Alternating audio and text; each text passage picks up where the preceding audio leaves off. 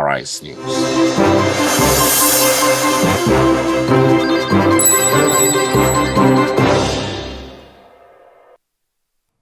Electronic transactions have gradually evolved into an almost indispensable option to the physical element in the way financial institutions handle public funds in Nigeria. And the emergence and rapid rise of point-of-sale operations has as well relatively filled the gap created by customers drifting away from banking halls. But how can the resultant jumble be regularized to retain credibility in the system? Well, our next guest, Adeniji Kazeem, a senior advocate of Nigeria, is a one-time Lagos State Attorney General and Commissioner for Justice. He just tried to articulate these matters in a book titled Nigeria's Laws of Electronic Transaction, which will be unveiled here in Lagos on Tuesday. He joins us to discuss the thrust of the publication, which is electronic transaction and its enabling laws in Nigeria as a panacea for economic growth. I want to say thank you very much for joining us here today. Thank you very much. I'm happy that the laws of our land has stepped into the light because for a very long time, I know that the Nigerian Constitution and the legal framework in Nigeria did not necessarily cater for whether electronic evidence or electronic transmission, as the case may be. But things have changed, finally. Some might say a little bit too late, but some might say just as a matter of time. So let's start it off from that particular one.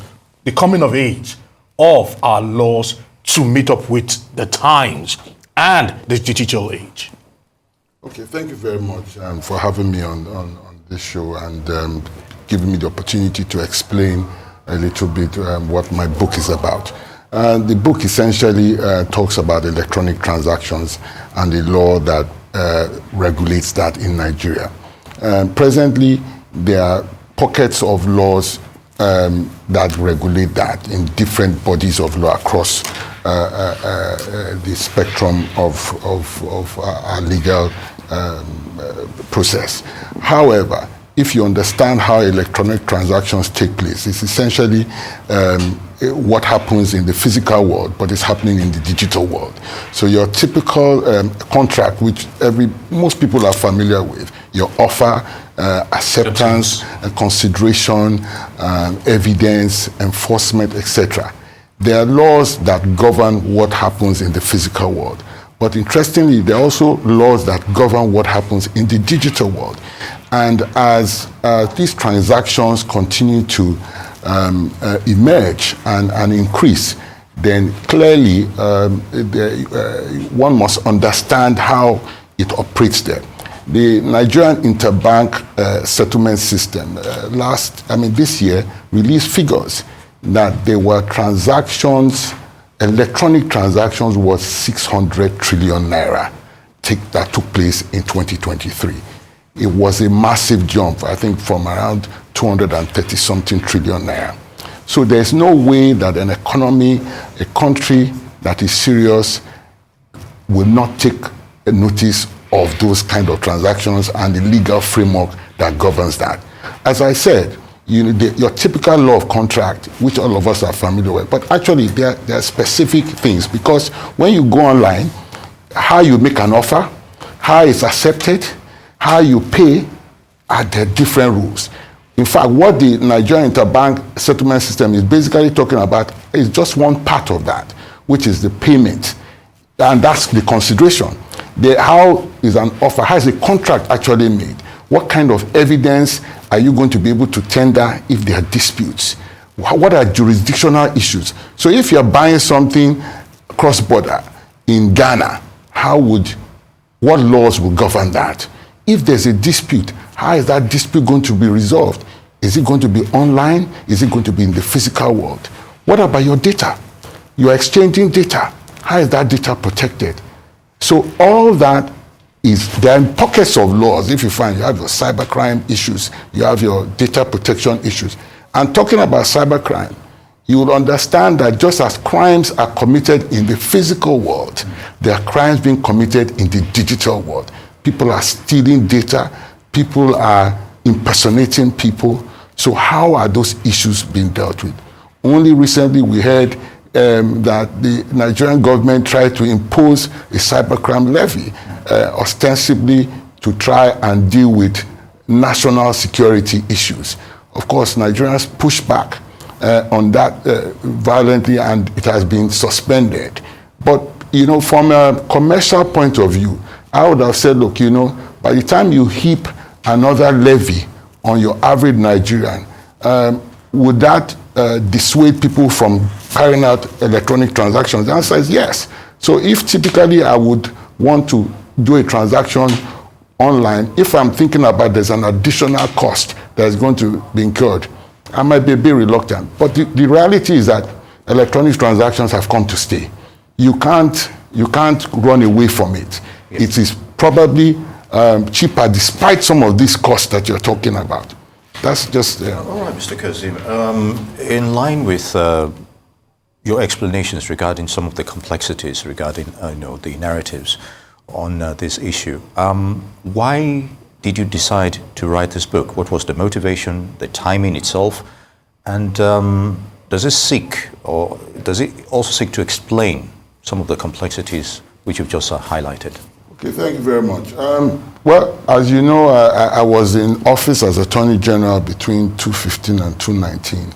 And one of the things I tried to do as much as possible was to infuse technology in the office of the Attorney General and provision of services to the citizens of Lagos State, particularly and Nigerians. And you will understand that one of the deliverables from my ministry at that time was, you know, access to justice, which essentially means how do the public access justice? And when you're dealing with, for instance, in Lagos, you're dealing with over 20 million people, how do you reach them? How do people that want information, how people that feel, you know, aggrieved, how do you get that? So you have to use technology to drive that process. And that's what essentially drove me. And eventually, when I left office in 2019, I started trying to say, look, let me try and write this book, you know, just to give, as a form of gateway. I call it a gateway book to sensitize the public on what is out there, because this is an evolving field. It's huge. There's no way that you're talking about the 600 trillion level of transaction and you will not notice it. You have to. And we must understand it. The practitioners, the judges, the lawyers, the security services, even the media, they must know there are issues about defamation. There are issues that all these issues pop up. You must understand what's going on. So that essentially is my own contribution to jurisprudence, you know, to the body of laws that will help us understand this going forward. Good. All right, Mr. Kazeem, this is your book, I must say timely. But I will still make reference, because you didn't entirely answer my first question, but I'll still make reference to that and also try to draw and also try to expand this conversation. Electronic laws in Nigeria are still in its infancy stage. And I say that because, like you said, things are evolving and laws need to evolve alongside the people and also society. Because a lot of people do not know their laws, their rights when it comes to issues concerning transactions and where do they go to if, for example, a bank fails to do this, or probably monies are being pulled out of their account. And maybe we'll start it off from that particular point. Monies are being pulled out of their account and, for example, and the bank says, we don't know what's happening, but you are supposed to be in trust of that particular money, and monies were actually pulled off from the account and probably transferred to another account. Address that, and how far have we come when it comes to electronic laws here in Nigeria? Because I know your book is addressing that. But since it's still in its infancy stage, and like you said, transactions have ramped up so much that the laws are playing a huge catch-up. Correct. Talk to us about these two dynamics, first of all. Fantastic question. Look, you're absolutely right. For instance, the example you gave, which are infractions that occur in the banking world, of course, there's a particular chapter in this book that talks about the legal framework, the laws that exist that deal with that. And you will see that these laws cut across a whole spectrum.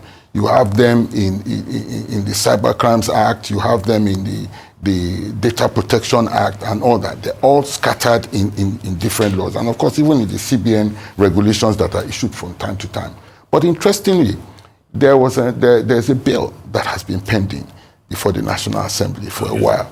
The bill was sponsored by Senator Ibikunle Amosu, and it is all-encompassing. It is called the Electronic Transaction Act. And you find out that a lot of these issues you have referred to are in there. It is very, very groundbreaking. Interestingly enough, that law, that act was pending in the last, I believe, in the last assembly, but it wasn't passed. So one of the things I'll be asking this assembly, this National Assembly, to look at urgently because of the importance of that. Interestingly enough, the ECOWAS has also passed a similar law, a treaty, but unfortunately it's not yet binding on Nigeria because Nigeria has to domesticate that law. Now, if those two laws are passed, or at least the one domesticated and the other one passed, then a lot of the problems we have here will be solved because a lot of those regulations will be in one body and it will solve some of the problems referred to for people where they can go quickly to go and find. Right now, it's scattered. And what this book is trying to do is essentially trying to help practitioners, people to find where these laws are in order to help them solve their problems. Fantastic. Mr. Kazeem, I was just about to mention the ETA 2023, but you've shed more light on that on Ero's question. You're very correct. All right, regarding laws in Nigeria, the usual thing is, yes, there are laws, but when it comes to enforcement, is a major challenge in Nigeria, irrespective of whichever laws we decide to focus on. So you've already highlighted the physical and, of course, the cyber entities regarding electronic transfers and all that. But who are the main enforcers in this regard? Who do we turn to when it comes to illicit crimes?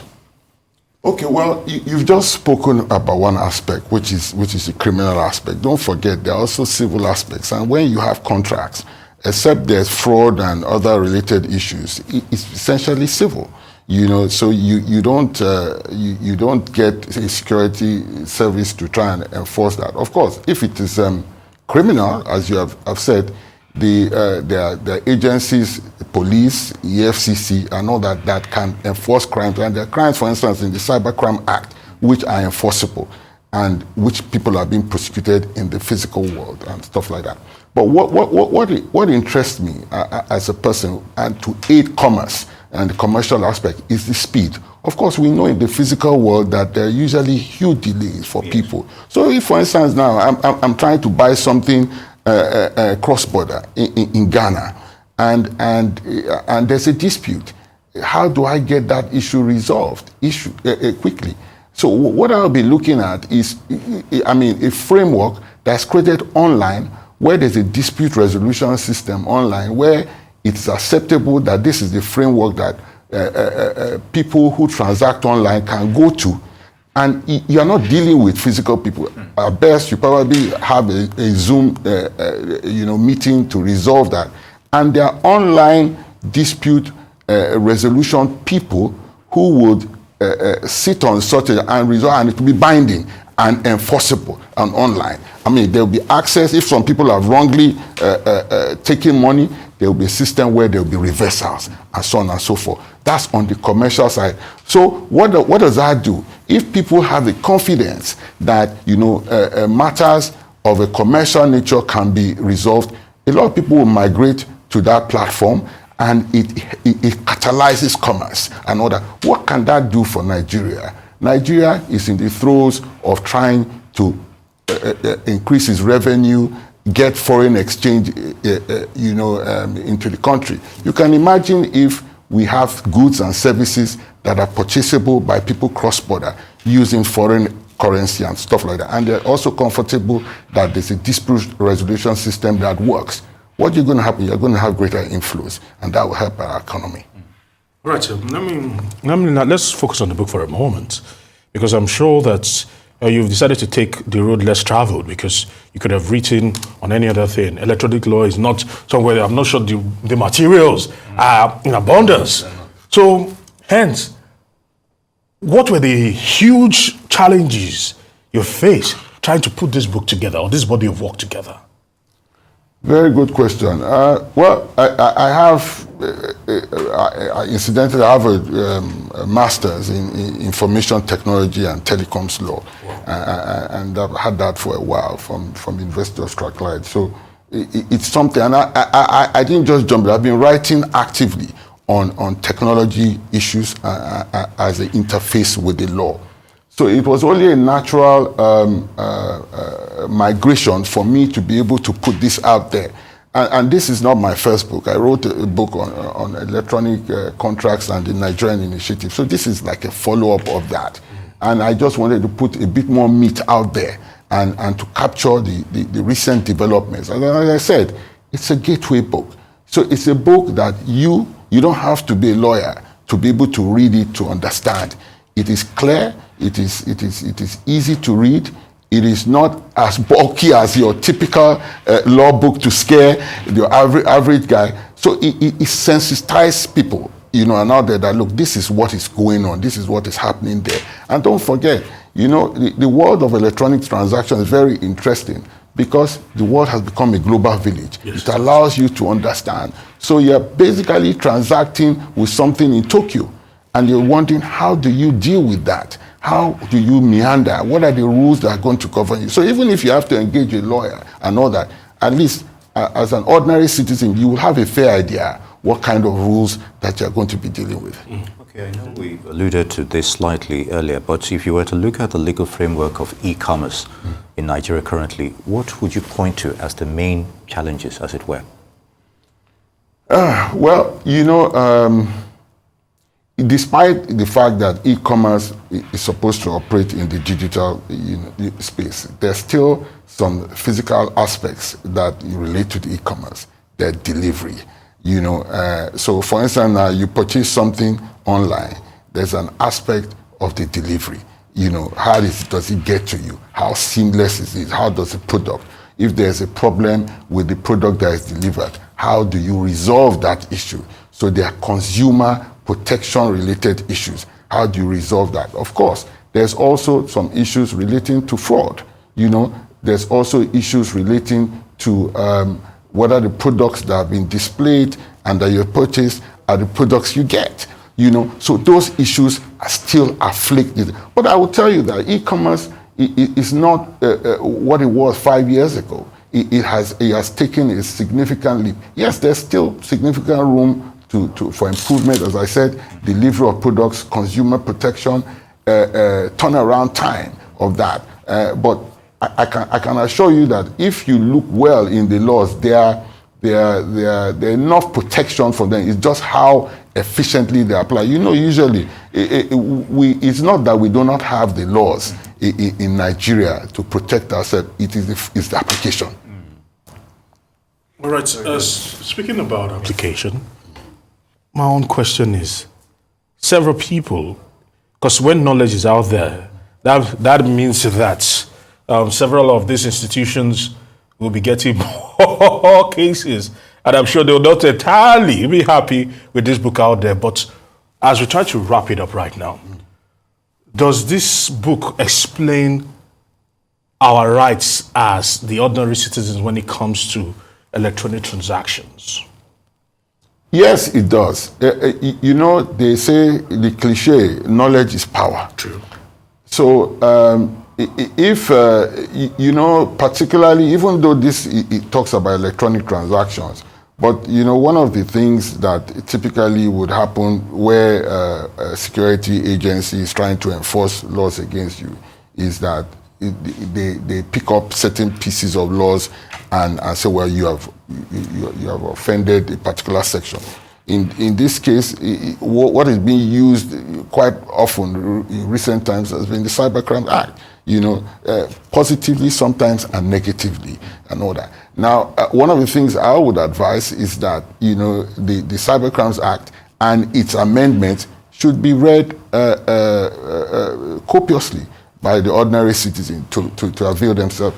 There's a chapter in this book that devotes itself specifically to cyber crimes and all that, and it is very, very explicit. It breaks down all the specific laws that deal with cyber crimes in short form, in short summary form, to give you a sensitization. It has beautiful footnotes, so if you want to go further, you can also check. So in terms of education, it is there. All right. So on that note, Mr. Adeniji Kazeem, SAN, former Commissioner for Justice, Lagos State, would like to thank you and wish you the best of luck on that book. Thank you very much. It was a pleasure. I appreciate it. Thank you. Thank you.